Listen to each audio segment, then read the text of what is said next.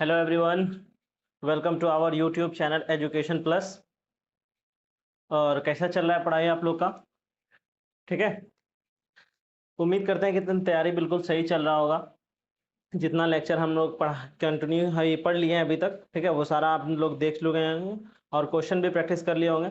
और हम लोग का ये कौन सा फोर्स और प्रेशर का लेक्चर नंबर 2 है, तो यहीं से हम लोग आज कंटिन्यू करते हैं। पहले हम लोग आज कुछ क्वेश्चन करेंगे, उसके बाद फिर हम लोग लेक्चर 2 की तरफ आगे बढ़ेंगे। चलिए आए देखते हैं। फर्स्ट क्वेश्चन हम लोग का है the force exert by the earth to pull an object. ठीक है, यहाँ पर क्या क्वेश्चन है, इधर हम पेन को चेंज कर लें। चलिए, फर्स्ट क्वेश्चन है the force exert by the earth to pull an object, यानी कि धरती किसी भी ऑब्जेक्ट को अपनी तरफ खींचती है, उसको कौन सा फोर्स कहते हैं?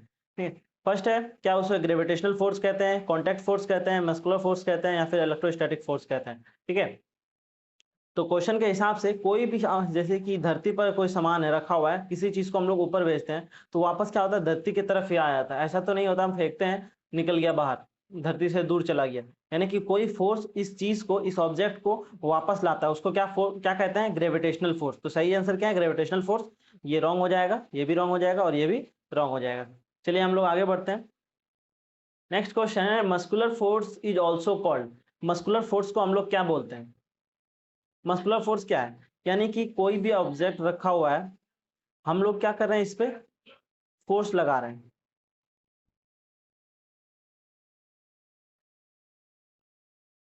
इस पे हम लोग फोर्स लगा रहे हैं, यानी कि इधर फोर्स लगा रहे हैं। मस्कुलर फोर्स क्या है, यानी कि मस्कुलर फोर्स तभी अप्लाई हो सकता है जब हम लोग उसके कांटेक्ट में रहेंगे। ऐसा तो नहीं है कि हम लोग के पास कोई सुपर पावर है, किसी ऑब्जेक्ट को हटाने के लिए हाथ ऐसे कर दिए, कोई ऑब्जेक्ट हट गया, नहीं ऐसा तो नहीं है। यानी कि ये क्या है, एक कांटेक्ट फोर्स है, यानी कि नॉन कांटेक्ट तो गलत हो जाएगा। यानी कांटेक्ट फोर्स बिल्कुल सही है। ग्रेविटेशनल फोर्स तो मस्कुलर फोर्स है ही नहीं, ना ही मैग्नेटिक फोर्स है, यानी कि इसका सही आंसर क्या हो जाएगा, कांटेक्ट फोर्स। अब हम आगे देखते हैं। कह रहा है 1 किलो वेट, यानी कि कह रहा है 1 kilo weight is equal to, यानी न्यूटन क्या है? सबसे पहली बात तो जानना पड़ेगा न्यूटन क्या है, एक फोर्स है। यानी कि न्यूटन क्या है, किसी का यूनिट है, फोर्स का यूनिट है। कह रहे हैं 1 किलोग्राम इज इक्वल टू, यानी कि 1 किलोग्राम को हमको अगर फोर्स के टर्म में लिखना रहेगा तो हम लोग क्या लिखेंगे? यानी कि फोर्स इज इक्वल टू, सबसे पहले क्या होता है, force is equal to m a, mass into acceleration. और एक्सेलरेशन ड्यू टू ग्रेविटी हम लोग को पता है 9.8 होता है मीटर पर सेकेंड स्क्वायर। ठीक है, यानी कि फोर्स इज इक्वल टू क्या हो जाएगा, मास है हम लोग का 1 और एक्सेलरेशन ड्यू टू ग्रेविटी हो जाएगा 9.8, तो क्या हो जाएगा 9.8 न्यूटन। यानी कि फोर्स हम लोग का क्या हो जाएगा, 9.8 न्यूटन। यानी हम लोग का कौन सा आंसर हो जाएगा, सेकंड नंबर बिल्कुल सही जवाब है। अब हम लोग आगे बढ़ते हैं। कह रहा है spring balance is used for measuring. Spring balance किस चीज के लिए इस्तेमाल किया जाता है, यानी स्प्रिंग बैलेंस। चलिए हम लोग सपोज करते हैं ये क्या है, एक स्प्रिंग बैलेंस है, इसके अंदर रीडिंग लगा हुआ है, ये रहा रीडिंग। यानी कि स्प्रिंग बैलेंस किस चीज को मेजर करता है, स्प्रिंग बैलेंस मेजर किसको करता है, क्या मास को मेजर करता है या वेट को मेजर करता है? यानी स्प्रिंग, इसके ऊपर अगर हम लोग कोई भी बॉक्स को अगर हम लोग हैंग कर देते हैं, यानी मान लें कि 2 kg का है, 2 kg का है, तो इसके ऊपर एक क्या लगेगा, फोर्स लगेगा। फोर्स लगेगा क्या, mg। यानी कि यहाँ पर एक टेंशन डेवलप होगा, यानी कि टेंशन इज बराबर हो जाएगा mg के बराबर। मास कितना है, 2 है, यहाँ आएगा 2g, यानी कि t is equal to 2g। और यही टेंशन जो इसमें आता है यही यहाँ पर दिखता है, यानी कि क्या मेजर करता है, यानी स्प्रिंग बैलेंस टेंशन फोर्स को मेजर करता है। ठीक है, तो टेंशन फोर्स क्या है, क्या वेट है, यानी कि टेंशन अगर आता टेंशन फोर्स तो हम लोग टेंशन फोर्स लिख देते हैं। लेकिन यहाँ पर क्या, मास को, यानी कि एक्चुअल मास को तो ये मेजर नहीं करता, ये सिर्फ वेट को मेजर करता है। मास हो गया कि उसके पास कितना मास है। अगर जैसे ही इस स्प्रिंग बैलेंस को हम लोग लिफ्ट में लेके जाएंगे, ठीक है, तो यहाँ पर क्या हो जाएगा, इसका वेट, यानी कि इसका वेट घट जाएगा। मास तो किसी भी चीज का ना ही डिस्ट्रॉय होता है ना ही क्रिएट होता है, यानी कि हम लिफ्ट में ले जाएं या स्पेस में ले जाए, कहीं भी ले जाएं उसको, तो उसका मास क्या होगा, कभी भी चेंज नहीं होगा। लेकिन यहाँ पर अगर हम इस स्प्रिंग बैलेंस को अगर लिफ्ट में लेके जाएं, यानी कि लिफ्ट ऊपर जा रहा हो, तो हम लोग जैसे ही नापेंगे तो वेट में कुछ हो जाएगा, कमी हो जाएगा। यानी कि वेट क्या है, एक फोर्स है, टेंशन फोर्स। यहाँ पर वेट क्या है, एक फोर्स है, ये रहा फोर्स, और ये फोर्स क्या होता है, टेंशन फोर्स। टेंशन फोर्स यानी कि टेंशन फोर्स को ही मेजर करता है स्प्रिंग बैलेंस। तो हम सबका आंसर क्या हो जाएगा यहाँ पर, ये हो जाएगा हम लोग का वेट, यानी कि प्रेशर तो मेजर करता नहीं है, स्पीड को मेजर करता नहीं है, वेट और मास में कुछ प्रॉब्लम हो रहा था, यानी कि समझ में नहीं आ रहा था, तो हम लोग उसको डिस्कस कर लिए, यानी कि इसका सही जवाब क्या है, वेट। अब हम लोग नेक्स्ट क्वेश्चन की तरफ आगे बढ़ रहे हैं। कह रहा है the pressure which exerted by the air around non, यानी कि ये हम लोग अभी पढ़े नहीं है, हम लोग आज इसको करेंगे, लेकिन क्वेश्चन कर लेते हैं। कह रहा है द प्रेशर यानी कि दबाव, यानी कि ये कोई चीज इसके ऊपर दबाव पड़ रहा है, एक्सर्टेड बाय द एयर, यानी कि यहाँ पर सपोज करता है कि एयर है, किसी चीज के ऊपर एयर है, वो जो अगर लगाता है तो उसको हम लोग क्या बोलते हैं, इज नॉन है, ठीक है, इसको क्या बोलते हैं, क्या फोर्स बोलते हैं, एटमॉस्फेरिक प्रेशर बोलते हैं, मस्कुलर फोर्स बोलते हैं, फ्रिक्शनल फोर्स बोलते हैं। तो जो प्रेशर एयर के द्वारा लगाया जाता है उसको क्या बोलते हैं हम लोग, एयर प्रेशर, यानी कि एटमॉस्फेरिक प्रेशर। हम लोग के चारों तरफ क्या है, एक एटमॉस्फेयर है, एटमॉस्फेयर में क्या है, एयर है, गैसेस है, सब चीज है, यही हम लोग के ऊपर क्या करता है, एक प्रेशर लगाता है, ठीक है। ये हम आज डिस्कस करेंगे, सही से समझ समझ में आ जाएगा। तो इसका सही जवाब क्या है, एटमॉस्फेरिक प्रेशर। चलिए हम लोग आगे बढ़ रहे हैं। हम लोग का स्टार्ट करना था कहां से, नॉन कांटेक्ट फोर्स से, कि नॉन कांटेक्ट फोर्स आखिर है क्या चीज, यानी कि वैसा फोर्स जिसको हम लोग बिना कांटेक्ट में लाए ही उसको एक्सपीरियंस कर सकते हैं। फॉर एग्जांपल मैग्नेट वाला हम लोग एग्जांपल देखे थे, कि सपोज किए थे कि ये क्या एक मैग्नेट है, ये क्या है, मैग्नेट है, मैग्नेट में क्या रहता है, एक नॉर्थ रहता है और एक क्या रहता है, साउथ। अगर यहाँ पर हम लोग क्या कर लिए, एक आयरन बॉल ला दिए, आयरन बॉल, क्या आयरन बॉल है, तो इसको जैसे ही हम लोग नजदीक लाएंगे, इसको मूव करेंगे, तो ये बॉल क्या हो जाएगा, इस पे आके चिपक जाएगा, या फिर यहीं पर इसको दूर से इसमें मूवमेंट होना शुरू हो जाएगा, यानी कि ये थोड़ा सा रोल करने लगे, यानी कि हम लोग उसको कांटेक्ट में नहीं लाने की फिर भी वो एक्सपीरियंस हो रहा है, यानी कि हमको दिख रहा है कि हाँ कुछ तो हो रहा है वहां पर। यानी कि नॉन कांटेक्ट फोर्स को क्या बोलते हैं हम लोग, the force that do not need contact, यानी कि वैसा फोर्स जिसको कांटेक्ट का कोई जरूरत नहीं है, और दे हैव देयर इन्फ्लुएंस, यानी कि उसका कोई भी संपर्क में आने में की जरूरत नहीं है, यानी कि उसको किसी के कांटेक्ट में आने की जरूरत नहीं है। जैसे फॉर एग्जांपल मैग्नेटिक फोर्स हो गया, इलेक्ट्रोस्टैटिक फोर्स, उसके बाद ग्रेविटेशनल फोर्स, ये तीनों फोर्स को हम लोग एक एक करके पढ़ेंगे। जैसे कि यहाँ पर एक स्काई डाइवर यहाँ पर एक जंप लगा रहा है, यानी कि किसके वजह से धरती पे आ रहा है, अगर ग्रेविटेशनल फोर्स नहीं रहता तो ये क्या करता है, स्पेस में चला जाता, बाहर चला जाता, लेकिन ग्रेविटेशनल फोर्स के होने की वजह से ही ये क्या कर रहा है, धरती की तरफ वापस आ रहा है। और जैसे कि फॉर एग्जांपल है ये इलेक्ट्रोस्टैटिक, जैसे कि कंघी को यानी कॉम्ब को हम लोग हेयर में रब करने के बाद जैसे ही पेपर के पास लाते हैं, तो पेपर क्या होता है, उसके पास स्टिक करने की कोशिश करता है, यानी कि वो चिपकने लगता है, तो वो किसके वजह से होता है, इलेक्ट्रोस्टैटिक फोर्स की वजह से। और मैग्नेटिक फोर्स के बारे में हम लोग अभी देखेंगे, अब एक एक करके पढ़ेंगे, समझ में आएगा। फर्स्ट है ग्रेविटेशनल फोर्स, यानी कि ये हमारा क्या है, अर्थ है, सपोज करते हैं ये क्या है, हमारा एक अर्थ है, ये रहा। कह रहा है कि अगर मान लो कि कुछ शो पड़ता है, the attraction force that the body experience toward the centre of the earth, it is called gravity due to earth. यानी कि कोई भी ऑब्जेक्ट को हम लोग ऊपर फेंकते हैं, कोई भी ऑब्जेक्ट को ऊपर फेंकते हैं, तो वो कितना भी कुछ भी हो जाए वो नीचे ही आ जाता है, क्यों, यानी कहां पर आता है, वो अर्थ के सेंटर की तरफ आने की कोशिश करता है। ऐसा तो नहीं कि आगे लुढ़कने लगता है, ऐसे ऐसे गोल गोल घूमने लगता है, नहीं, उसके सेंटर की तरफ आने की कोशिश करता है। उसको क्या बोलते हैं, ग्रेविटी, यानी कि अर्थ के पास अपना अपना फोर्स है, जिसको क्या बोलते हैं, ग्रेविटेशनल फोर्स, ठीक है। अब है द प्रॉपर्टी ऑफ यूनिवर्स, और यूनिवर्स का क्या प्रॉपर्टी है, एवरी ऑब्जेक्ट अट्रैक्ट और exact for the force of, यानी कि दुनिया में जितना भी मास ऑब्जेक्ट है, जितना भी मास वाला ऑब्जेक्ट है, सब एक दूसरे को क्या करता है, अट्रैक्ट करता है। यानी कि मान लें कि एक पेन है और यहाँ पर एक माउस है, आपस में ये दोनों फोर्स लगा रहे हैं, लेकिन हम लोग को दिख नहीं रहा है, क्यों, क्योंकि इसका मास अर्थ के कंपैरिजन में बहुत ही नेग्लेजिबल है, यानी कि इसको मतलब समझो कि मास है ही नहीं, ऐसा कुछ है, तो इसीलिए हम लोग को उतना यहाँ पर दिखता नहीं है। अब जैसे कि एक एग्जांपल देखते हैं, मान लें कि ये अर्थ है, यही अर्थ है, पूरा ही मिट गया, चलिए छोड़ो, ये एक अर्थ रहा और यहाँ पर मून है, यानी कि दोनों के पास मास है, तो ये इसके ऊपर फोर्स लगा रहा होगा और ये इसको फोर्स लगा रहा होगा, ठीक है। अब रही बात कि अगर मान लें हम लोग मून मून भी तो इसको खींच रहा होगा, ठीक है, यानी कि दोनों के पास मास है, दोनों के पास मास है, लेकिन क्या है, ऐसा ऐसा तो ये एग्जांपल समझ में नहीं आएगा आप लोग को। फॉर एग्जांपल चलिए एक आदमी को लेते हैं, आदमी के पास मास है, आदमी के पास मास है, इसके पास भी मास है, किसका मास ज्यादा है, मास ऑफ अर्थ ज्यादा है comparison to mass of man, यानी कि अर्थ का मास ज्यादा है, तो ये फोर्स इस पे लगा रहा है, ये भी इस पे फोर्स लगा रहा है, लेकिन इसके तुलना में इसका फोर्स ज्यादा है, इसीलिए आदमी को महसूस होता है कि हाँ हमको लग रहा है कोई नीचे खींच रहा है, नीचे आ रहा है। अगर मान लें अगर जितना मास अर्थ के पास है उतना मास अगर मैन के पास भी होता, बराबर कर देते हैं इसको, तो वो क्या करता है, दोनों एक जगह पर रहता। अगर जैसे ही मास को अगर एक दूसरे पे ज्यादा कर देते, यानी कि मास ऑफ मैन को ज्यादा कर देते अर्थ से, तो ये अर्थ क्या होता है, इसकी तरफ मूव करने लगता। ठीक है, चलिए हम लोग आगे बढ़ते समझ गए होंगे। अब है कि इलेक्ट्रोस्टैटिक फोर्स किसको बोलते हैं।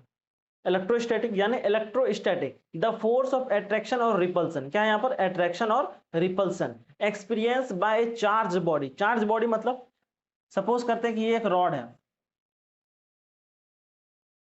रॉड है, दुनिया में सारा चीज किससे मिलकर बना हुआ है, इलेक्ट्रॉन और प्रोटॉन से मिलकर बना हुआ है। प्रोटॉन तो अपना स्टेट अपने जगह को छोड़ता नहीं है, लेकिन इलेक्ट्रॉन हमेशा क्या रहता है, फ्री रहता है, मूव करते रहता है। यानी कि इसके ऊपर इलेक्ट्रॉन मूव कर रहा है, यानी कि जितना प्लस है, सपोज करते हैं 1 2 3 4 5, 5 इसके पास प्रोटॉन है तो उतना माइनस भी होगा। कितना, 5 माइनस हुआ, 1 2 3 4, हाँ 5 माइनस हो गया। अब जैसे ही इसको हम लोग क्या किया, किसी चीज पे चलो हम लोग रफ कर दिए, चलिए इसके ऊपर हम लोग क्या किए, इसको रब कर दिए। रब करने की वजह से यहाँ पर क्या हुआ, एक सिचुएशन क्रिएट हो गया कि कुछ इलेक्ट्रॉन इसका मूव करके इसमें आ गया, कुछ इलेक्ट्रॉन। तब यहाँ पर प्लस कितना रहा, 1 2 3 4 5, यानी प्लस तो जितना था उतना ही रहा, लेकिन माइनस में क्या हो गया, कमी हो गया, 1 2 3, यानी कि 3 को माइनस रहा, 3 को माइनस रहा। और इसके पास भी मान लेते हैं कि 3, 3 प्लस और 3 माइनस है, यानी कि अपोजिट चार्ज क्या करता है, एक दूसरे को अट्रैक्ट करता है। यानी कि यहां पर से माइनस अगर इसके पास आया होगा तो यानी कि प्लस वाला तो खा के इसको न्यूट्रल हो गया होगा, यानी कि यहाँ पर माइनस एक्सेस में क्या हो गया होगा, माइनस हो गया होगा, यानी कि ये बॉडी क्या होगा, निगेटिवली चार्ज हो गया। मतलब यहाँ पर माइनस बच गया, प्लस तो सारा खत्म हो गया, सिर्फ माइनस बचा, ये निगेटिवली चार्ज हो गया।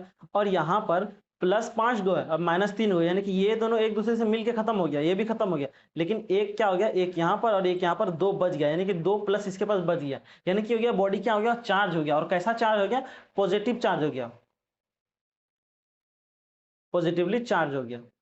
यानी कि कोई भी बॉडी कैसे चार्ज होता है वो हम बता दिए, यानी कि इलेक्ट्रॉन के ट्रांसफर होने की वजह से बॉडी क्या होता है, चार्ज होता है। ठीक है, ज्यादा अभी नहीं समझना, अगले चैप्टर में आसान से और से पढ़ेंगे चार्ज बॉडी। ठीक है, लिखा हुआ है वर्चुअल, इसको बोलते हैं हम लोग क्या बोलते हैं, इलेक्ट्रोस्टैटिक फोर्स। यानी कि ये चीज याद रखना कि पॉजिटिव चार्ज और निगेटिव चार्ज एक दूसरे को क्या करता है, अट्रैक्ट करते हैं। यहाँ पर अगर मान लें ये अगर पॉजिटिव चार्ज है और ये निगेटिव चार्ज है, यानी कि कुछ इतनी दूरी पर रखें कि दोनों एक दूसरे के रेंज में है, दोनों एक दूसरे को एक्सेस कर सकता है, महसूस कर सकता है, ये क्या करेगा, इसकी तरफ मूव करना शुरू करेगा। ठीक है, आपस में आएगा, मिलके संबंध बना के स्टेबल हो जाएगा। ठीक है, अगर उसी तरह का हम लोग पॉजिटिव चार्ज को एक दूसरे की तरफ ला देंगे तो ये क्या करेगा, एक दूसरे की तरफ भागने लगेगा, यानी कि एक दूसरे से मूव होना चाहेगा, यानी कि एक दूसरे के बीच में रिपल्सन होने लगेगा। सेम टू सेम उसी तरह माइनस और माइनस भी एक दूसरे को क्या करता है, रिपल्सन करता है। इसको याद रखो। अब है अब है न्यूक्लियर फोर्स किसको कहते हैं। ठीक, न्यूक्लियर फोर्स किसको कहते हैं, जैसे कि कोई भी चीज दुनिया में किससे बना है, यानी कि हम लोग पढ़े, अगर पढ़े होगे आप लोग, मालूम होगा आप लोग को कि इलेक्ट्रॉन प्रोटॉन से तो मिलकर बना है, लेकिन प्रोटॉन कहाँ रहता है, प्रोटॉन रहता है न्यूक्लियस में। ये रहा मान लें न्यूक्लियस, यहाँ पर प्रोटॉन रहता है, प्रोटॉन के साथ यहाँ पर न्यूट्रॉन भी तो रहता है, न्यूट्रॉन भी रहता है, लेकिन न्यूट्रॉन के पास कोई चार्ज नहीं रहता है, सिर्फ मास रहता है, ये मालूम होगा आप लोग को। ठीक है, ज्यादा हाई ऊपर नहीं जाएंगे, शॉर्ट शॉर्ट, यानी पॉजिटिव, ये भी पॉजिटिव है, ये भी पॉजिटिव। और अभी हम लोग पढ़े कि पॉजिटिव पॉजिटिव चार्ज क्या करता है, एक दूसरे को रिपेल करता है, लेकिन न्यूक्लियर फोर्स यहीं पर एक्ट होता है, यानी कि प्रोटॉन और प्रोटॉन को बाइंड करके रखने वाले फोर्स को क्या बोलते हैं हम लोग, न्यूक्लियर फोर्स। लिखा हुआ है the nuclear force act between all the particles in the nuclear, यानी कि न्यूक्लियर फोर्स कहां पर अटैक करता है, ऑल द पार्टिकल्स। ठीक है, all particles in the nucleus, nucleus में जितना पार्टिकल यानी कि प्रोटॉन न्यूट्रॉन सब पे ऐड करता है, बिटवीन 2 न्यूट्रॉन, यानी कि 2 न्यूट्रॉन अगर यहाँ पर सेम सेम है तो यहाँ पर रिपल्सन होगा, लेकिन यहाँ पर भी क्या हो रहा है, एक दूसरे को बांध के रखा हुआ। ठीक है, यहाँ पर भी एक फोर्स लग रहा है, उसको क्या बोलते हैं, न्यूक्लियर फोर्स। सेम सेम उसी तरह प्रोटॉन भी, प्रोटॉन 2 प्रोटॉन है यहाँ पर, एक दूसरे में रिपल्सन होगा, दूर जाना चाहेगा, लेकिन ऐसा कुछ हो नहीं रहा, न्यूक्लियस तो टूट नहीं रहा, टूटेगा तो कोई चीज दुनिया में तो होगा ही नहीं, सब चीज डिसमेंटल हो जाएगा। यानी कि यहाँ पर क्या है, एक दूसरे को अट्रैक्ट नहीं कर रहा है, यानी कि बांध के रखा हुआ है दोनों प्रोटॉन को, तो किसके द्वारा, न्यूक्लियर फोर्स के द्वारा। ठीक है, अब लग रहा है it is an attractive force, यानी कि न्यूक्लियर फोर्स क्या है, एक अट्रैक्टिव नेचर का फोर्स है। ये अगर पूछ लिया न्यूक्लियर फोर्स क्या है, यानी ऑब्जेक्टिव में पूछ लिया nuclear force is an example of attractive force, repulsive force, तो यहाँ पर क्या होगा, attractive force for all cases, चाहे वो प्रोटॉन प्रोटॉन हो या फिर न्यूट्रॉन न्यूट्रॉन हो, ठीक है। अब है next, it is the force that keep the nucleus intake, यानी कि ये फोर्स क्या न्यूक्लियर को एक साथ बांधे हुए रखता है by the overcoming of enormous repulsion from between the positive, यानी कि क्या कर, यहाँ पर रिपल्सन रिपल्सन हो रहा है, ये प्रोटॉन और प्रोटॉन एक दूसरे को रिपेल कर रहा है, ठीक है, यानी कि और यहाँ पर न्यूट्रॉन न्यूट्रॉन भी एक दूसरे को रिपेल कर रहा है, लेकिन ये दोनों को क्या कर रहा है, ऐसा कुछ होने नहीं दे रहा है, सबको रोक के रखा हुआ है कोई फोर्स, उसको क्या बोलते हैं, न्यूक्लियर फोर्स। चलिए हम लोग अब आगे बढ़ते हैं। अब है थ्रस्ट और प्रेशर क्या होता है। थ्रस्ट और प्रेशर दोनों क्या चीज है, एक ही चीज है, कंफ्यूज नहीं होना कि थ्रस्ट और प्रेशर एक ही चीज कैसे, दोनों एक ही चीज है। अगर यहाँ पर हम लोग यूपी लगा दें अप थ्रस्ट तो वो अलग चीज है, ठीक है। चलिए अब हम देखते हैं प्रेशर क्या होता है। प्रेशर का डेफिनेशन होता है यानी कि फोर्स, यानी कि कहीं पर हम लोग फोर्स लगा रहे हैं और कितने एरिया में लगा रहे हैं उसी को हम लोग क्या बोलते हैं, प्रेशर। जैसे कि यहाँ पर दो सिचुएशन दिया हुआ है कि एक शार्प नाइफ है, ठीक है, जिसका एज बहुत पतला है, और एक क्या हो, एक डल नाइफ है, यानी कि वो जंग लगा हुआ नाइफ है, यानी कि जिसका एज बहुत मोटा है, यानी कि मोटा होने के सेंस है कि यहाँ पर इसका एरिया क्या है, यहाँ पर ज्यादा है, और यहाँ पर एरिया क्या बहुत कम है, ठीक है। दोनों के ऊपर सेम सेम फोर्स लगा है, मान लें कि 2 न्यूटन का यहाँ पर भी फोर्स लगा है, यहाँ पर भी 2 न्यूटन का फोर्स लगा है, ठीक है। तो प्रेशर कहाँ पर ज्यादा डेवलप होगा, प्रेशर डेवलप होगा यहाँ पर, क्योंकि प्रेशर इज इक्वल टू होता है फोर्स बाय एरिया, यानी कि प्रेशर बढ़ेगा, तो मिटा देते हैं। प्रेशर बढ़ेगा कब बढ़ेगा, जब हम लोग फोर्स को क्या करेंगे, इंक्रीज करेंगे, यानी कि फोर्स को अगर हम लोग इंक्रीज करते हैं, प्रेशर क्या होगा, इंक्रीज करेगा जब हम लोग क्या करेंगे, फोर्स को बढ़ाएंगे, ये रहा। अब है कि प्रेशर क्या होगा, डिक्रीज करेगा। प्रेशर कब डिक्रीज करेगा, जब क्रॉस सेक्शनल एरिया यानी कि एरिया क्या होगा, बढ़ेगा। प्रेशर क्या होगा, बढ़ेगा अगर क्रॉस सेक्शनल एरिया क्या होगा, घटेगा, यानी कि ये क्या है, pressure is equal to directly proportional to force और इनवर्सली प्रोपोर्शनल टू एरिया, यानी कि एरिया इनवर्सली प्रोपोर्शनल का मतलब होता है उसका उल्टा, अगर वो बढ़ेगा तो ये वाला पार्ट घट जाएगा, यानी कि अगर जैसे यहाँ पर एरिया बढ़ना शुरू करेगा तो प्रेशर यहाँ पर क्या करेगा, घटना शुरू कर देगा। क्यों, क्योंकि एरिया बढ़ेगा प्रेशर घटना शुरू होगा। क्यों, जैसे कि शार्प नाइफ किसी चीज को क्यों काट लेता है, ठीक है, इसी वजह से, क्योंकि यहाँ पर प्रेशर ज्यादा डेवलप होता है। हम लोग किसी चीज को काटने के लिए उसके ऊपर फोर्स ही लगाते हैं ना, जैसे कि किसी चीज को हमको काटना है, जैसे कि हम मान लेते हैं कि एप्पल को काटना है तो उसके हम लोग फोर्स लगाते हैं। अगर मान लें कि अगर हम लोग उसके जगह पे कोई एकदम वुडन बीट ले लेते हैं, उससे लेके काटने का कोशिश करेंगे तो वहां पर तो एरिया ज्यादा है, फोर्स हम सेम लगा रहे हैं लेकिन कट नहीं रहा है। क्यों, क्योंकि वहां पर प्रेशर कम डेवलप हो रहा है। प्रेशर को डेवलप करने के लिए, ज्यादा डेवलप करने के लिए हमको क्रॉस सेक्शनल एरिया को क्या करना पड़ेगा, कम करना पड़ेगा। क्रॉस सेक्शनल एरिया जैसे ही कम करेंगे प्रेशर ज्यादा डेवलप हो जाएगा और वो चीज आराम से कट जाएगा। समझ गए। अब इसका एसआई यूनिट होता है पास्कल, याद रखना एसआई यूनिट क्या होता है, पास्कल। अब नेक्स्ट है प्रेशर इन फ्लूइड, यानी कि प्रेशर तो अब जैसे कि वो ये था प्रेशर हम लोग समझ लिए, अब प्रेशर कहाँ पर कैसे कैसे लगता है। अब मान ले कि जैसे वाटर में, पानी में भी तो प्रेशर होता होगा, जिसे पढ़ते हैं पहले, the pressure exert by the fluid, यानी कि गैस और लिक्विड, फ्लूइड गैस भी एक क्या है, फ्लूइड ही है, और लिक्विड भी क्या, दोनों एक फ्लूइड है, ठीक है, द्रव है। इन एक कंटेनर, क्या हो रहा है, एक कंटेनर में रखा हुआ, is transmitted undiminishedly in all direction on the wall of the container, यानी कि ये एक क्या है, कंटेनर है, यानी कि यहाँ पर हर जितना भी वॉल है ना, पानी क्या कर रहा है, हर डायरेक्शन में क्या कर रहा है, फोर्स लगा रहा है, यानी कि यहाँ पर हर डायरेक्शन में पानी उसके ऊपर क्या कर रहा है, प्रेशर लगा रहा है हर डायरेक्शन में। अगर मान लें अगर ऐसा कुछ नहीं रहता तो हम लोग छेद करते, फोर्स नहीं लगा हुआ रहता तो पानी नहीं गिरता, ठीक है। इसीलिए देखो, जैसे कि अगर हम सबसे बॉटम में लगाएंगे तो बॉटम में यहाँ पर क्या है, यहाँ पर फोर्स ज्यादा होगा। फोर्स यहाँ पर ज्यादा क्यों होगा, यानी क्रॉस सेक्शनल एरिया तो सबका सेम है, यानी कि प्रेशर से अब यहाँ पर बात रहेगा किस पे, cross sectional area through out the cylinder क्या है, यहाँ पर जितना क्रॉस सेक्शनल एरिया है यहाँ पर भी उतना एरिया है। अब बात रही कि यहाँ पर क्या हो रहा है, फोर्स कैसे कैसे चेंज हो रहा है, देखते हैं फोर्स कैसे कैसे चेंज हो रहा है। इसको मिटा देते हैं जरा। फोर्स कैसे कैसे चेंज हो रहा है, मान लेते हैं कि इसके अंदर 5 लीटर क्या है, पानी है, ठीक है। तो अगर मान लें यहां पर लेंगे, यहां पर लेंगे तो इसके ऊपर कितना पानी है, इसके ऊपर मान लें कि ये 1 लीटर यहाँ पर है तो इसके लीटर 4 लीटर है, यानी कि 4 लीटर है यहाँ पर, यानी कि 4 kg सपोज करते हैं। तो फोर्स इज इक्वल टू क्या हो जाएगा, 4g, यानी कि यहाँ पर क्या लग रहा है, 4g का फोर्स लग रहा है, यानी कि फोर्स किसी चीज का अगर मान लें अब ऑब्जेक्ट रखा हुआ है तो नीचे ही तो फोर्स लगेगा, ऐसा नहीं है कि यहाँ पर फोर्स लगेगा इतना ऊपर, यानी कि फोर्स यहाँ पर लगा रहा है, ठीक है। उसी तरह का अगर उसके ऊपर जैसे जैसे हम लोग ऊपर बढ़ते हैं, सपोज करते हैं कि हम लोग यहाँ पर आ गए, अब यहाँ पर आ गए, यहाँ पर आ गए, नीचे मान लें 3 लीटर है, ऊपर 2 लीटर है, तो यानी कि यहाँ पर 2 लीटर का फोर्स लगेगा, यानी कि 2 kg मान लें, सपोज कर लेते हैं उसको चेंज करके 2 kg, तो फोर्स इज इक्वल टू क्या हो जाएगा 2g, यानी कि इसके कंपेरिजन में यहाँ पर क्या फोर्स कम लग रहा है, जिसके वजह से क्या हो रहा है, पानी कुछ कम दूर में गिर रहा है। उसी तरह और ऊपर जाएंगे तो यहाँ पर 1 लीटर पानी होगा, ऐसे मेजरिंग करके, ठीक है, तो यहाँ पर क्या हो रहा है, और फोर्स कम होगा, जिसकी वजह से यहाँ गिर, यानी कि प्रेशर क्या हो रहा है, मास पे डिपेंड करता है, यानी कि फोर्स बढ़ाओगे प्रेशर बढ़ेगा। लेकिन यहाँ पर क्रॉस सेक्शनल एरिया सब जगह सेम है, लेकिन ये याद रखना कि पानी जो होता है कंटेनर में सब डायरेक्शन में फोर्स लगाता है, तो ऑल डायरेक्शन में, यानी कि कंटेनर का हर दीवार में फोर्स लगाता है, ठीक है। अब है नेक्स्ट, अब थ्रस्ट क्या होता है, यानी कि समुद्र में उतना एकदम बड़ा बड़ा शिप, एकदम बिल्डिंग वाला शिप सब कैसे आराम से चल जा रहा है। अगर मान लें शिप किसका बना होता है, एल्यूमिनियम का बना होता है, मेटल का बना होता है, उस मेटल को अगर हम पानी में डालते हैं तो वो डूब जाता है, लेकिन वही उतना बड़ा बड़ा शिप मेटल का डूबता नहीं है। क्यों? क्योंकि वहां पर उस इस वेट का जितना इस बोट का जितना वेट है, मान लें सपोज करते हैं कि इसका वेट आ गया 500 न्यूटन, ठीक है, इसका वेट डाउन, और क्या अपथ्रस्ट, अभी हम समझेंगे अपथ्रस्ट क्या। अपथ्रस्ट मान लेते हैं कि 600 न्यूटन हो गया, तो ये क्या होगा, इसको कभी भी डूबने तो नहीं देगा, इसको फ्लोट कराएगा, ठीक है। यानी कि अगर मान लें कि जैसे ही मास लग रहा था नीचे, यहाँ था 500 न्यूटन और यहाँ 600 न्यूटन, ठीक है, तो इसको कभी भी डूबने नहीं देगा, क्योंकि जितना मास है उससे उसको ओवरकम करके थ्रस्ट क्या कर रहा है, 600 तक पहुंच जा रहा है, इसीलिए। तो यहाँ पर लिखा हुआ है an upward force exert by the fluid, यानी कि फ्लूइड क्या करता है, एक फोर्स लगाता है अपवर्ड डायरेक्शन में of an object is non A upthrust, जिसको अपथ्रस्ट बोलते हैं या फिर बॉयंसी बोलो। बॉयंसी क्या होता है वो अगले जब क्लासेस में जाएंगे तो हम लोग पढ़ेंगे। बॉयंसी मेनली होता है कि जितना पानी वो बोट रखा हुआ, जितना पानी वो डिस्प्लेस कर रहा है, ठीक है, उसी के हिसाब से फोर्स निकाला जाता है, ठीक है। तो वो हम लोग आगे समझेंगे, अभी वैसे समझ में आएगा तो नहीं, कोई फायदा नहीं है समझ के, बस इतना समझ लो कि लिक्विड क्या करता है, एक अपथ्रस्ट फोर्स लगाता है, जिसके वजह से क्या करता है, कोई बोट वगैरह क्या करता है, चल पाता है पानी में। अगर मान लें इसी में एक सुराख कर देते हैं, यानी कि एक होल कर दे रहे हैं, ठीक है,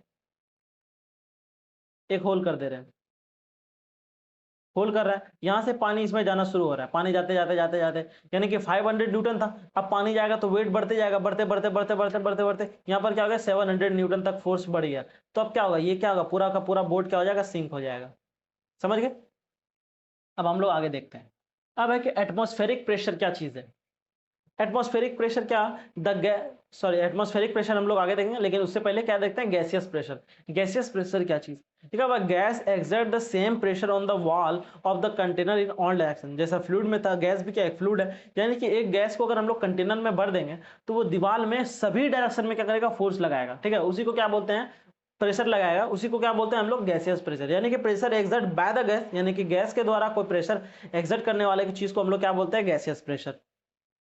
अब है कि एटमॉस्फेरिक प्रेशर क्या चीज है, ठीक है। एटमॉस्फेरिक प्रेशर क्या है, यानी कि ये एक अर्थ है, अर्थ है, इसके चारों तरफ क्या है, गैस है, यानी गैस है, एयर है, वाटर ड्रॉप है, बहुत डस्ट है, सारा चीज है, सब एटमॉस्फेयर में प्रेजेंट है। तो ये क्या करता है, प्रेशर लगाता है, ठीक है। Our atmosphere extend a several kilometre above the sea level, the weight of the air act as a pressure, यानी कि जो वेट है एयर का वो कैसे करता है, एक्ट एज ए प्रेशर, इसी को बोलते हैं atmospheric pressure. The pressure in our body balance the atmospheric pressure, in that way we not feel। यानी कि हम लोग ह्यूमन बॉडी, मान लें ये ह्यूमन बॉडी है,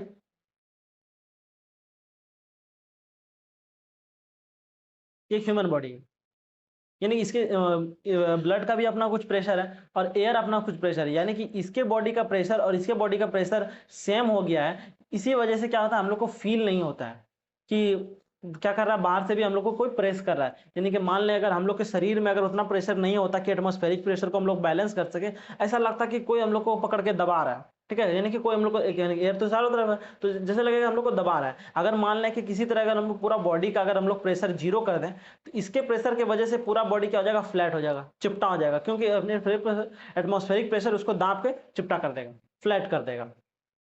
अगर बाहर का अगर बाहर का एटमॉस्फेरिक अगर हम लोग जीरो कर देंगे तो क्या हो जाएगा, इसका बॉडी फूल के गुब्बारा बन जाएगा। समझ गए? ठीक है, हो करता है कि आप लोग को यहाँ तक समझ में आ गया होगा। क्लास हम लोग का बिल्कुल ओवर हो चुका है। आप जहां से भी क्वेश्चन लगाइएगा, ठीक है, नवोदय विद्यालय का पूरा आराम से बन जाएगा।